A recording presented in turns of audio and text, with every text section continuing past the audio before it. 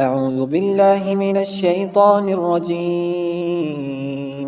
నేను శపించబడిన బహిష్కరించబడిన శైతాన్ నుండి రక్షణ పొందటానికి అల్లాహ్ శరణు వేపు. وننزل من القرآن ما هو شفاء ورحمة للمؤمنين ولا يزيد الظالمين إلا خسارا.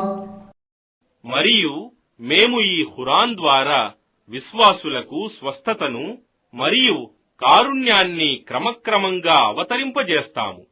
కాని దుర్మార్గులకు ఇది నష్టం తప్ప మరేమీ అధికం చేయదు.